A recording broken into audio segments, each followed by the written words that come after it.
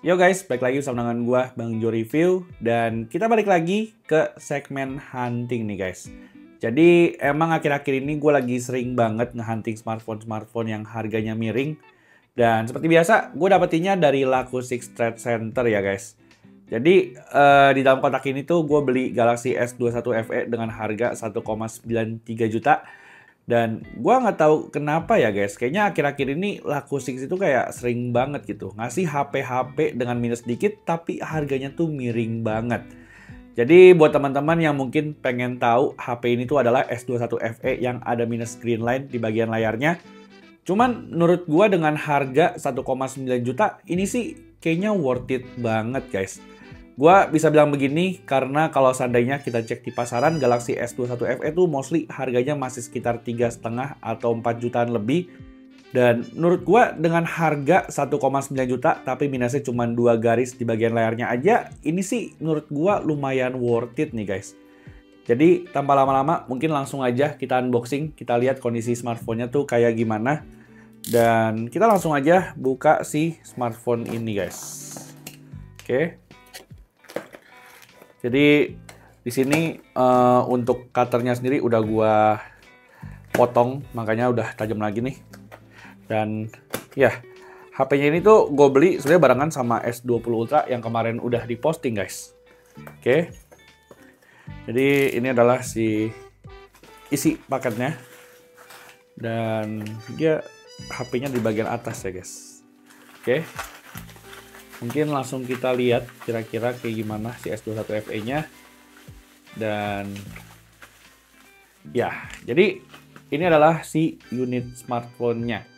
Kayaknya agak sedikit gak biasa ya guys. Kalau biasanya tuh suka ada kayak plastik clip-nya gitu. Kali ini tuh kayak nggak ada guys.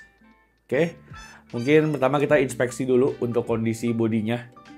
Jadi kalau gue lihat dari bodinya sendiri sih, ini so far ya bisa dibilang lumayan cukup cakep lah guys. Tuh ya. Palingan cuma ada beberapa sedikit lecet aja di bagian bodinya. Tapi secara overall sih ini masih lumayan mulus guys. Oke. Dari segi SKU-nya juga masih aman.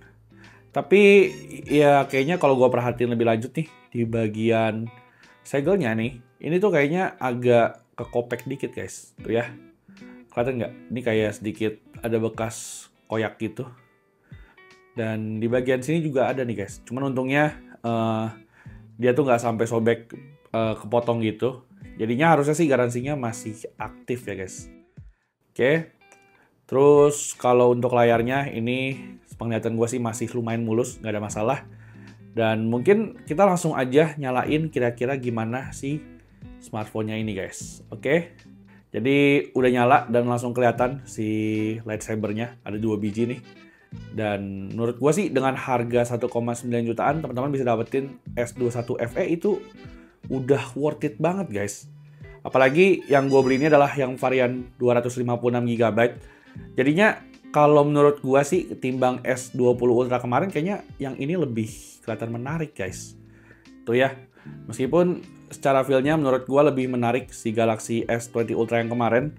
Tapi tetap aja guys, ini harganya tetap murah meskipun ya minusnya ada 2 green line begini. So, di sini mungkin gue pertama-tama pengen setting-setting dulu HP-nya.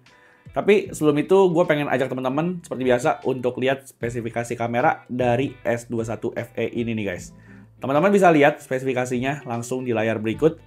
Dan sambil gue setting-setting smartphone ini, kita langsung aja ya guys. Simak beberapa sampel fotonya di video berikut ini.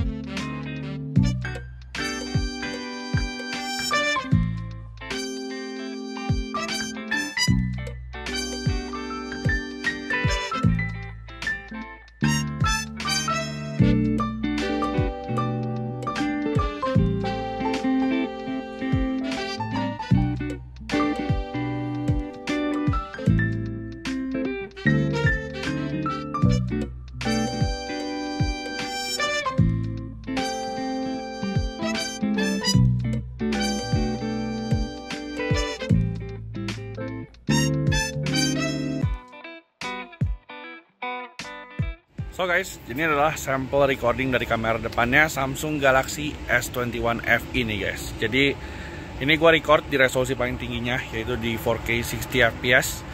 Cuman kalau gue perhatiin ini stabilisasinya kayak kurang gitu cakep ya guys. Tapi kita tunggu dulu, kita lihat hasilnya gimana. Dan teman-teman mungkin bisa nilai sendiri ya, kira-kira overall gimana untuk hasil perekaman videonya, stabilisasinya, sama untuk audionya. Jadi teman-teman bisa nilai sendiri ya, kira-kira overall gimana untuk hasil perekamannya. Thank you. So guys, jadi tadi adalah sampel foto sama video dari Samsung Galaxy S21 FE. Dan menurut gue pribadi sih, secara hasil fotonya HP ini tuh masih oke banget ya guys. Di sini gue salut banget sama sampel foto ataupun videonya yang bisa record sampai 4K 60 fps. Meskipun kalau tadi gue cek, kamera depannya tuh kayaknya agak kurang gitu stabil ya guys. Tapi nggak apa-apa, karena HP ini tuh harganya murah banget. Dan mungkin pertama-tama kita bakal lihat dulu kali ya untuk versi Android-nya, kira-kira S21 FE ini tuh udah sampai mana guys. Oke, jadi kita bakal lihat dulu dari settingnya. Dan si S21 FE ini tuh dari segi softwarenya dia pakai One UI 6.0 guys, dengan basis Android 14. So, dari segi softwarenya ini udah disupport sama versi Android terbaru, yaitu Android 14. Dan kalau nggak salah, S21 FE ini juga bakal dapet jaminan update selama 4 tahun guys. Dan juga 5 tahun untuk security patch. Jadi untuk update-nya sendiri sih, kalau gue perhatiin kayaknya kurang lebih HP ini bakal dapat update sekitar 2 atau sampai 3 tahun lagi. Dan ini menurut gue adalah hal yang worth it banget guys. Mengingat HP ini tuh adalah HP mantan flagship yang harganya 1,9 jutaan aja. Jadinya di luar lightsaber menurut gua secara experience HP ini tuh menurut gua masih lumayan smooth banget. Apalagi dari segi spesifikasinya ini menurut gua juga udah cukup menunjang guys. Jadi HP ini tuh untuk speknya sendiri pakai Exynos 2100 yang sama kayak S21 Ultra. Dan dari segi RAM-nya sendiri ini yang gue beli adalah yang varian RAM 8GB guys, dengan varian storage di 256GB. Cuman emang di sini tuh 256GB-nya udah fix dan nggak bisa tambah microSD lagi. Dan dari segi layar sendiri, Samsung Galaxy S21 FE ini tuh pakai layar dengan ukuran 6,5 inci guys, dengan panel Dynamic AMOLED beresolusi Full HD Plus 120Hz. So, ini kalau menurut gue pribadi sih, secara spek layarnya ini udah cukup oke. Cuman emang dari segi baterainya menurut gua Galaxy S21 FE ini tuh agak sedikit kurang guys, yaitu cuman 4500 mAh aja. Jadinya mungkin secara daya tahan baterainya HP ini tuh mungkin nggak akan sebagus HP-HP zaman sekarang yang baterainya tuh di 5000 mAh. Tapi jujur secara performanya setelah tadi gua icip-icip HP ini, so far sih kayaknya lumayan lancar ya guys. Gua udah buktiin sendiri dari segi benchmarknya pun di sini tuh menurut gua udah cukup oke dari segi benchnya. Dimana dari segi single core ataupun multi core-nya ini tuh menurut gue masih perform banget guys. Bahkan ini tuh kalau seandainya gue lihat dari segi datanya nih, di single core-nya ini cukup bersaing sama Snapdragon 8 Gen 1. Begitu juga dari sisi multi core-nya nih guys, HP ini tuh surprisingly bersaing sama Galaxy S22 yang pakai Snapdragon 8 Gen 1. Tapi kalau ngomongin benchmark sih emang ini kayaknya nggak bisa jadi acuan yang akurat 100%. But again, kalau seandainya teman-teman penasaran juga sama Antutunya, HP itu berhasil dapetin skor Antutu di angka 901.000 nih guys. Ini tentu menurut gua adalah skor yang oke banget untuk ukuran smartphone dengan harga 1,9 jutaan. Dan di sini kalau seandainya kita bandingin sama HP-HP mid-range lain atau bahkan entry level yang sekarang itu katanya tuh udah pada ngebut, HP ini tuh menurut gua tetap aja guys, tetap ngasih performa yang lebih bagus ketimbang sama HP 1 jutaan di zaman sekarang. Jadinya buat ngebuktiin performanya, gue bakal cobain Genshin Impact di Galaxy S21 FE ini. Tapi sebelumnya gue pengen kasih tahu ke teman-teman juga ya guys, kalau alternate game performance di HP ini tuh udah aktif dan gue juga udah nyalain si Game Booster Plus-nya. Jadi gue udah setel semua, setelannya tuh di paling mentok. Dan gue juga ada install si PerfZ ini supaya HP itu bisa ngehitung FPS yang dihasilin dari gameplay Genshin Impact-nya. So, tanpa lama-lama, kita mungkin langsung aja masuk ke game Genshin Impact-nya. Dan kita bakal lihat nih guys, kira-kira secara performanya HP ini tuh bakal throttling atau kagak. Yuk. So guys, jadi sekarang gue udah berhasil masuk ke Genshin Impact-nya. Dan anyway, di sini untuk setelannya sendiri, gue udah setel di paling tinggi ya guys. Yaitu gue setel di grafik highest 60 fps. Jadi, gue emang sengaja nyobain performa maksimal dari si Galaxy S21 FE ini. Dan kita bakal lihat kira-kira secara performanya masih kuat gak nih buat ngejalanin Genshin Impact di highest 60 fps. Oke, di sini sih so far kalau gue lihat FPS-nya tuh surprisingly masih nyentuh di angka 60 fps. Dan ini menurut gue sih surprise banget ya gue ya. Gue awalnya nggak expect HP itu bakal dapat 60 fps, tapi somehow si Galaxy S21 FE ini tuh masih bisa loh guys. Coba deh bayangin, HP mana dengan harga 1 jutaan yang bisa main Genshin highest 60 fps di frame rate 50-60. Kayaknya mungkin cuman HP mantan flagship aja kali ya guys yang bisa. Tuh ya. Teman-teman bisa lihat ini gua jalan di kota Liyue, which is harusnya secara rendering ini lumayan berat ya guys, karena teman-teman bisa lihat dari segi detail-detail gedungnya ini tuh menurut gua lumayan rumit. Jadinya secara performa sih harusnya ini bakal demanding banget guys. Tapi karena gue biasanya ngetes di Gurun Sumeru, mungkin kita bakal coba pindah juga. Kita bakal lihat kira-kira HP-nya kuat apa kagak. Soalnya pasti teman-teman bakal banyak yang komplain juga guys kalau seandainya gue cobain di map yang berbeda. Oke, kita pindah dulu bentar. Nah, dan sekarang gue udah di Sumeru guys. Nih, ini jadi bisa dibilang bagian gurun ini adalah bagian yang paling beratnya ya guys dari Genshin Impact untuk saat ini. Tuh ya, teman-teman bisa lihat frame rate-nya tuh surprisingly nggak ngedrop loh guys. Paling cuma ngedrop ke 50 fps-an aja. Tapi ini tuh yang nggak yang ngedrop gimana-gimana banget guys. Masih masuk akal lah. Coba kita berantem deh. Karena kan kalau berantem biasanya tuh ada frame drop. Wow. Tuh ya, teman-teman bisa lihat. Ini meskipun gue pakai jurus-jurus, dia nggak ada patahnya sama sekali guys. Cuman emang di sini kekurangannya secara suhunya tuh emang udah lumayan panas ya. Tuh ya, bisa di 43 atau 44 derajat. Dan ini secara performanya gue sih salut banget sih. Tuh ya, dia benar-benar steady di 50 fps dan nggak ada ngedropnya.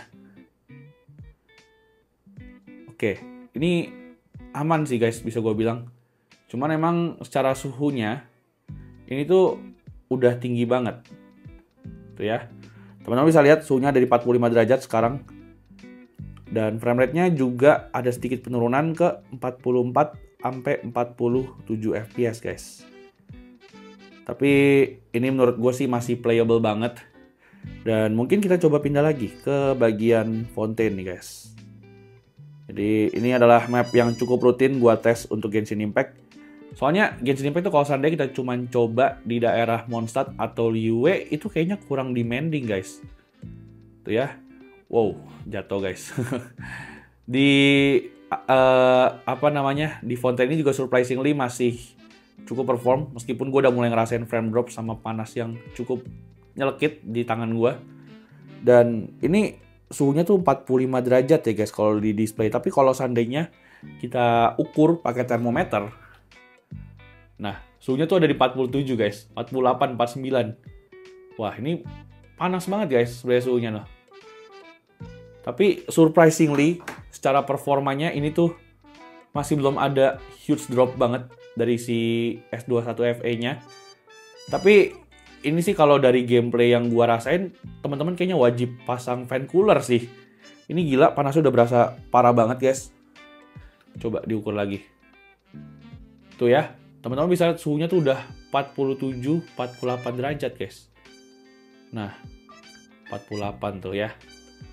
Jadi mungkin untuk tes gamingnya segitu dulu aja. Gue baru tes sekitar 5 menit dan HP ini tuh panasnya gila banget. Cuman gue nggak nutup kemungkinan sih guys. Buat teman-teman yang mungkin pengen beli HP ini untuk nyari performanya, Harusnya sih kalau untuk game kayak Mole, PUBG Mobile, ataupun CODM ini tuh masih aman banget guys. Cuman kalau Genshin Impact, gue saranin aja buat teman-teman untuk pakai fan cooler tambahan. Soalnya ya suhu HP ini tuh bisa dibilang panasnya tuh agak nggak masuk akal guys. Tapi still, this is a good job buat performanya si S21 FE ini. Dan kali ini menurut gue dengan harganya yang ada di 1,9 jutaan sih, kayaknya gue bisa cukup rekomendasiin guys. Karena meskipun ini HP-nya adalah smartphone yang ada minus green line ataupun lightsaber di bagian layarnya, tapi menurut gue sih dari segi kameranya sama performanya ini masih oke banget guys buat teman-teman pakai di tahun 2024 ini. So, kira-kira gimana pendapat teman-teman juga sama smartphone ini? Mungkin bisa bantu gue juga untuk drop komen di bawah. Dan di sini gue open banget untuk discussion di kolom komentar ya guys. Kalau seandainya teman-teman pengen nanya lebih lanjut tentang Galaxy S21 FE ini. So, seperti biasa, buat teman-teman yang suka sama video ini, bisa bantu gue untuk klik tombol like dan juga subscribe channel Bang Jo Review. Dan seperti biasa, gue Bang Jo pamit dan kita jumpa lagi di video selanjutnya. Bye-bye!